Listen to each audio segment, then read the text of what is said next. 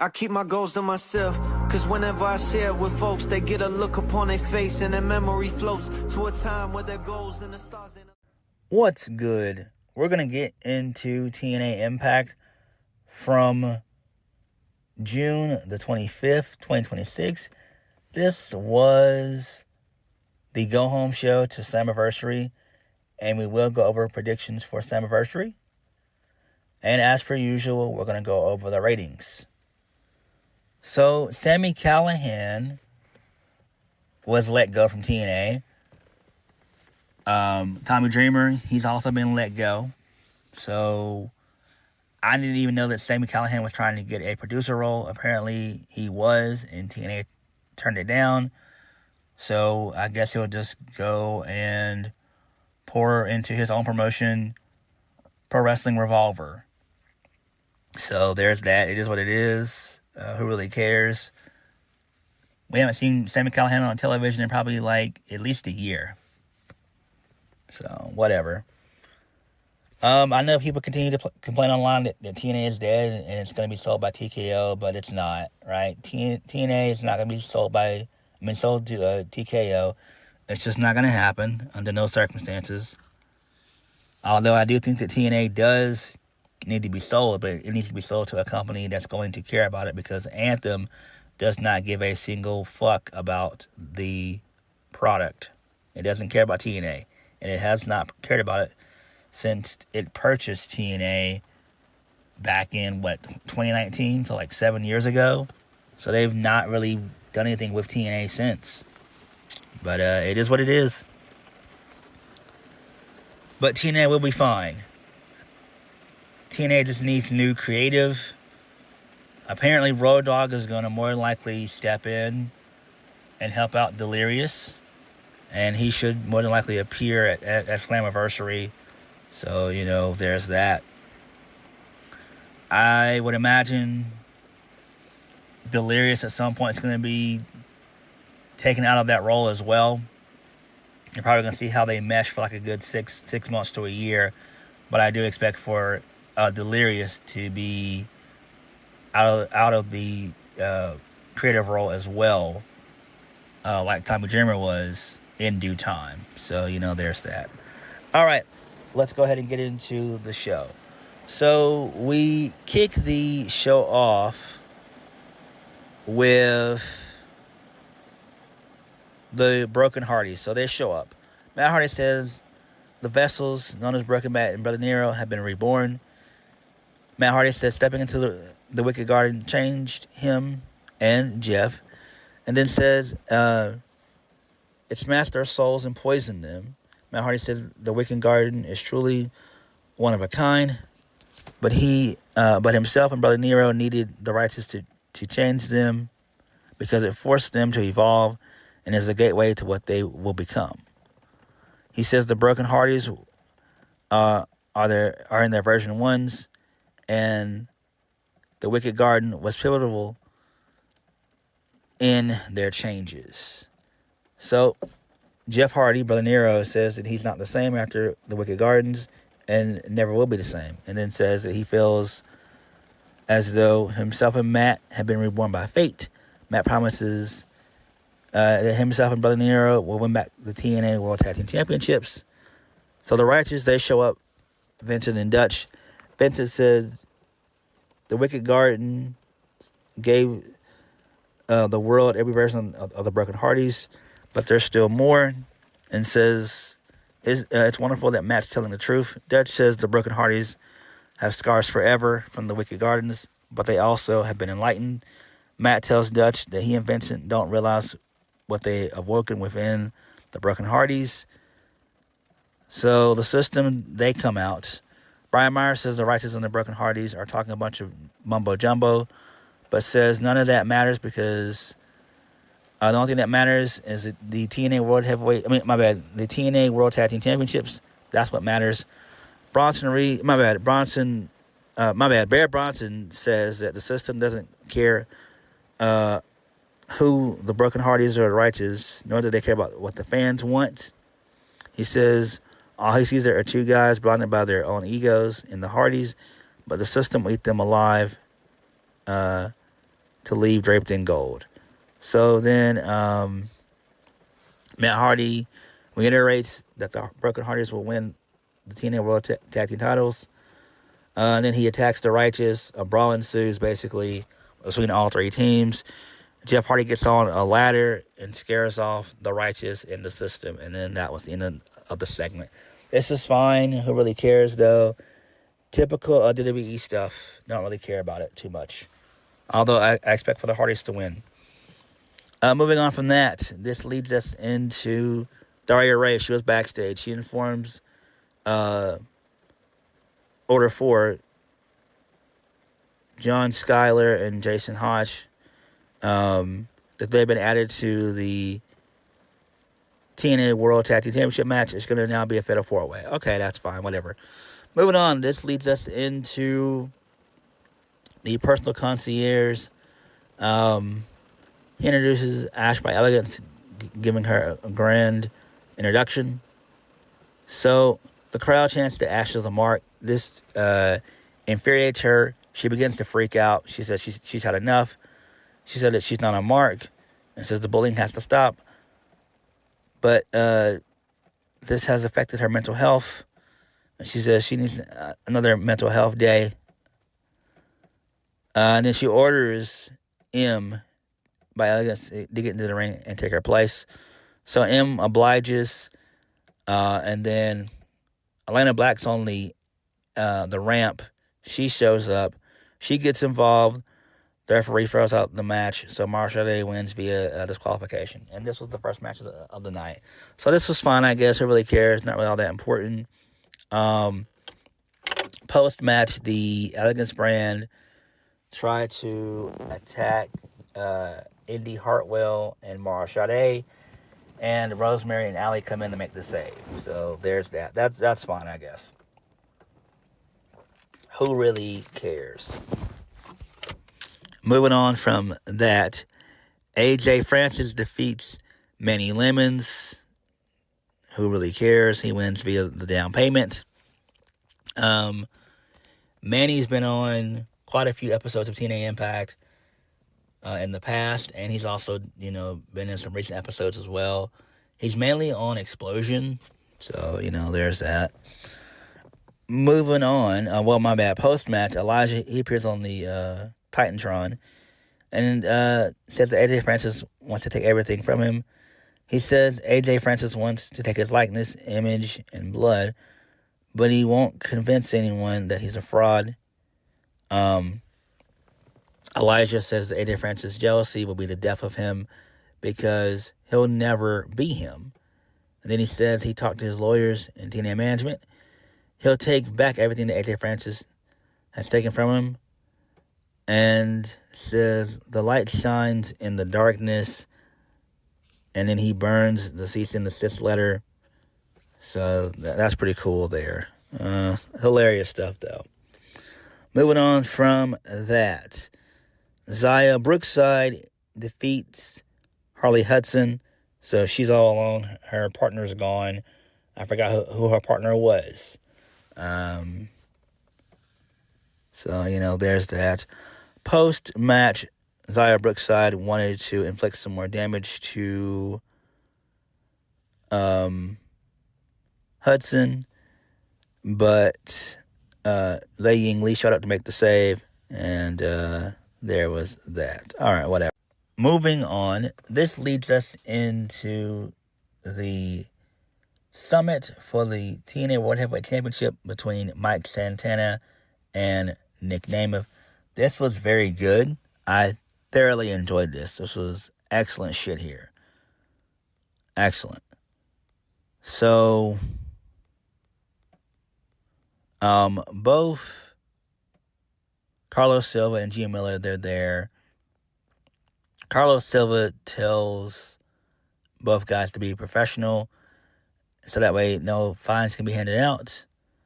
So Nic Nemeth says that Mike Santana has had a killer year as TNA World Champion, and he commends Mike Santana on a great year as TNA World Champ.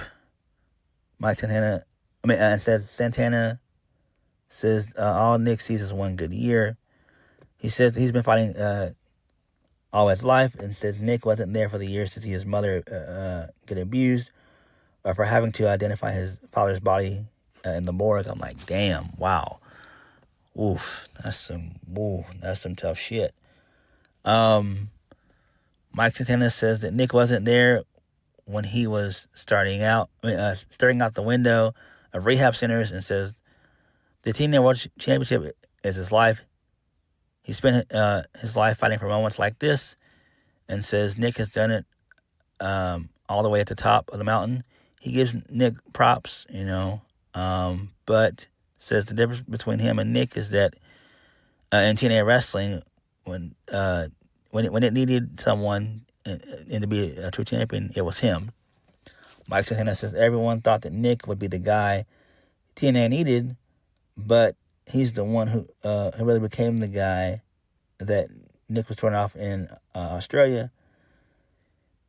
He laid his hat in TNA wrestling and will continue doing so. But Nic Nemeth said that Mike Santana maybe was to steal a show from him one day, but he says Mike Santana hadn't done that yet, and tells Mike Santana that his father isn't around to watch him fail one more time. And then he mentions his daughter. So this pisses off Mike Santana, so both guys stand up. So Carlos Silva tries to de-escalate things, and then Mike begins to apologize to Carlos Silva because he's going to, he tells him to cash his check. Then he ends up decking Nic Nemeth. A little brawl ensues. Ryan Nemeth tries to assault Mike Santana, but Santana takes him out. And then Nick ends up attacking Mike Santana from behind, and he throws him into the TNA World Heavyweight Championship face first repeatedly. So this is pretty good stuff here. Thoroughly enjoyed this. Great stuff. Good shit. Moving on from that, this leads us into JDC and Moose. Don't really care about this. Moose calls Eddie Edwards' wife a bitch, basically.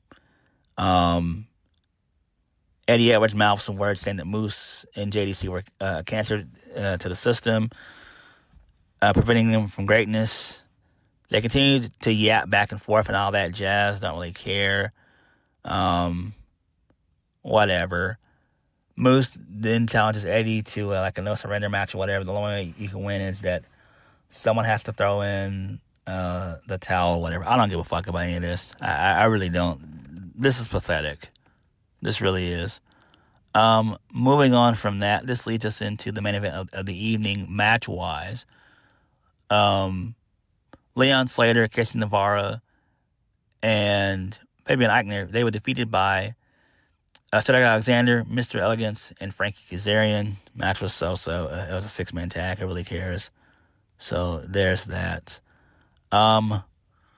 Moving on from that, Nic Nemeth, he shows up. This was the closing segment of the show. He says that he's in the ring to share a little breaking news with the fans. He says, due to a disgusting incident backstage, he doesn't think Mike Santana will make it to Slammiversary or even come back to the pro wrestling business. He says it's time to cut the middleman and do what's right. And then he calls for himself to be crowned the new TNA champion. Nick calls Carlos Silva to the ring to put the world title around his waist. So then Ryan Nemeth, he appears. He's dumped on the apron. On the ramp. Mike Santana's covered in blood. He's revealed as Ryan's attacker. So Carlos Silva calls for security. And then they're separated. He and Nick are separated by security. But Santana, he breaks free. He ends up attacking one of the security guards, trying to get his hands on Nic Nemeth. He celebrates in ring, and then he walks to the crowd and celebrates. So this is pretty good way to end the show there. Good stuff, I guess, for the most part. This is fine. This is fine. All right, good stuff. Kind of an okay go-home show. Not really too much happened. The main story, obviously, is the main event of Slammiversary, Nic Nemeth and Mike Santana. So, there's that. I forgot to mention, but I'll mention it here. Let's get into the ratings real quick. So the ratings have increased. They've done very well. The June 18th edition got 255K viewers, which is great, with a 0.05 in the 18 to 49 demographic. So very good stuff. I figured TNA would increase in viewership as they're going into their second biggest show of the year, which is Slammiversary. Hopefully that trend can continue. We'll have to wait and see. I think TNA would do very well if the show could be live every single week. I really do. I think if they end up taking like the NXT approach, go to some city and, stay there for basically a month, and then also maybe run a pay-per-view in that same city or surrounding city, and, do it like that. I think ratings would be steady. But this is fine. So, good stuff here. Very good stuff ratings-wise. All right, moving on from that, let's go ahead and get into the predictions for Slammiversary. So, Slammiversary is going to be having 10 matches. It's going to take place in Boston, Massachusetts, from the Agnes Arena, which seats 7,200 people, which they will not get out for that show. For this show. More than likely, it'll probably be a good 2,000, maybe 2,500 at best. But that's about it. That's the only number that I'm going to give them, is between 2,000 and 2,500 people at best is going to show up. It takes place on June 28th. So, there's that on Sunday. 10 matches. All right. Let's go ahead and get into it. So, AJ Francis versus Elijah. If Elijah loses, AJ Francis is going to own his name, image, and likeness and music catalog. So that's fine. Elijah's going to win. Why would he lose? Moving on from that, Lei Ying Li versus Xia Brookside for the TNA Knockout World Championship. Lei Ying Li is going to win. She just got the title, so I don't expect for her to lose just yet. I imagine this feud is going to continue, and it should. We should get at least one or two more matches out of this. Moving on from that, Ricky Sosa versus Eric Young. Hopefully this will be on the pre-show. It probably won't, though. I'm going to go with Ricky Sosa winning. Fuck Eric Young. He sucks. Moving on. Indy Hartwell versus Mara Sade versus Elena Black. This is a triple threat match. So this could take place on the pre-show or whatever. It'll probably take place on the main card. I imagine Elena Black's going to win, end up being the new number one contender after Xia Brookside fails to capture the title.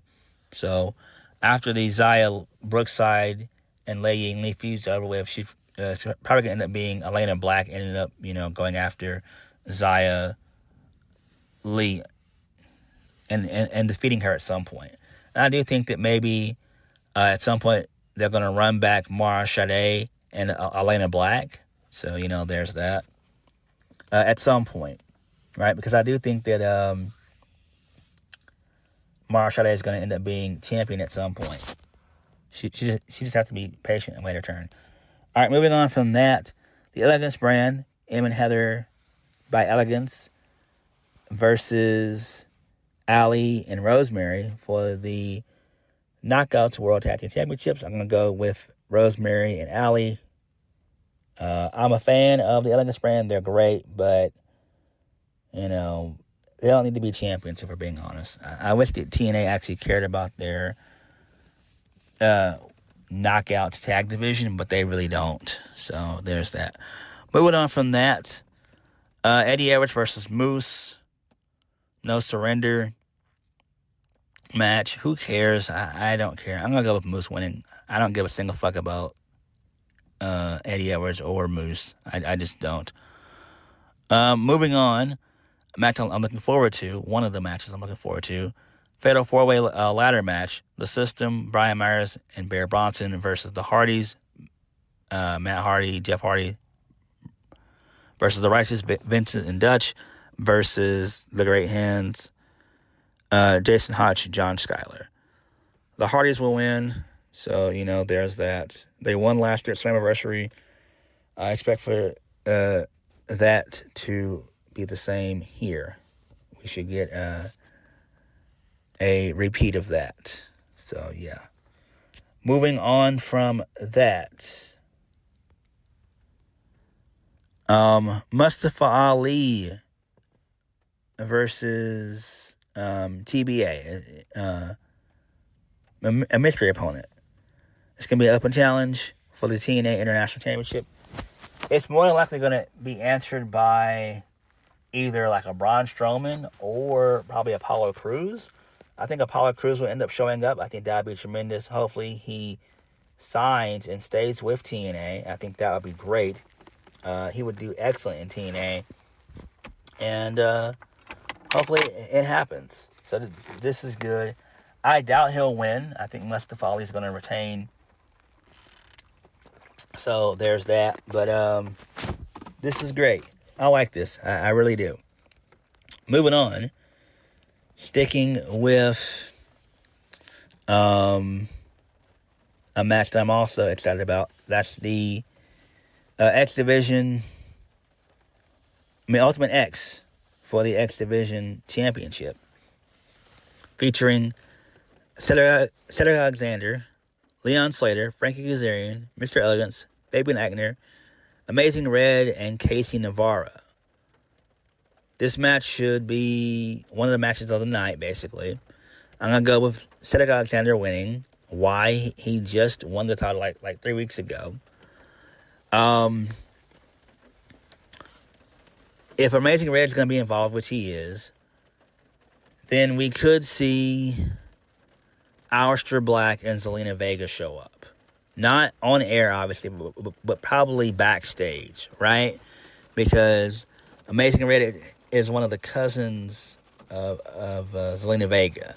So I could see, them show up. And hopefully they do end up showing up and signing with TNA when their 90 days are up, right? Because, again, TNA needs new talent. And hopefully TNA can bring in Aleister Black, Zelina Vega, Braun Strowman, the Wyatt Six, bring them in. Maybe bring in Tyson and Tyreek. And a couple other people who were released from WWE not too long ago. So hopefully that happens in due time, right? Moving on from that. Main event of the evening. Mike Santana versus Nic Nemeth for the TNA World Championship. And this is going to be Nic Nemeth's Call Your Shot Gauntlet Championship match. Nic Nemeth's going to win. Mike Santana, it's been reported that his contract is up in July. We don't know when. So I do expect for Nic Nemeth to win here. They will probably end up doing a rematch, probably on one of the live episodes of TNA Impact, and then from there, maybe Mike Santana will put his career on the line, and that's when we see Mike Santana go on to NXT, right? Because I think the plan is going to end up being Nic Nemeth versus Leon Slater at Bound for Glory. And I do expect for Leon Slater to leave and go to NXT at some point. But not right now, not this second. So, there's that. But, what did you guys think of TNA Impact this week? What are your Slammiversary predictions? Let me know. Like, comment, subscribe. Peace.